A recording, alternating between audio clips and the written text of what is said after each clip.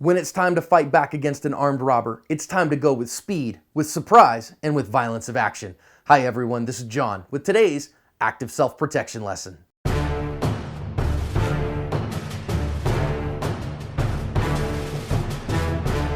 Today's lesson comes to us from Coral Gables, Florida, and it shows an armed robbery that doesn't go well at all for the armed robber. It teaches us the importance of being aware in transitional spaces, about having the attitude, skills, and plan in place before the event happens, about our empty-handed skills, as well as working with a partner.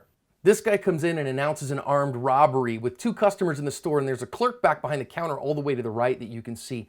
And as they do, the guy in black just decides to go after him and not allow it. And his buddy gets into the fight with him, and now they're in a close quarters fight with this guy, and it's 2-on-1, and 2-on-1 odds are pretty good. He whacked him with the bottle there, and now they're gonna work together and rough this guy around the store a little bit. They're gonna get him down on the ground and hold him for the cops. And this one ends that fast, an armed robbery ended by two unarmed guys.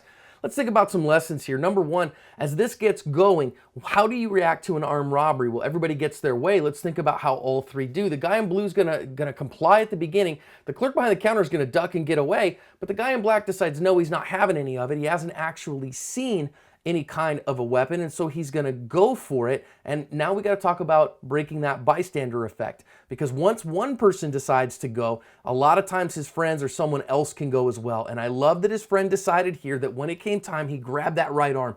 You see, he fouled the draw. So if that guy was going for the gun, that wasn't actually in his pocket, it was in his waist. If you check the news story, that he said, nope, you're not drawing that gun on me. And so they're in a fist fight and not a gunfight.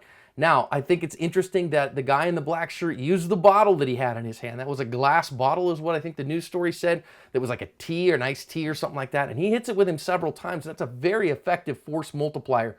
Now they're going to get after him. And I do want to talk a little bit here about partner tactics. If you have a friend, you got to work together. You got to talk to each other. You got to say, what are you doing and what am I doing?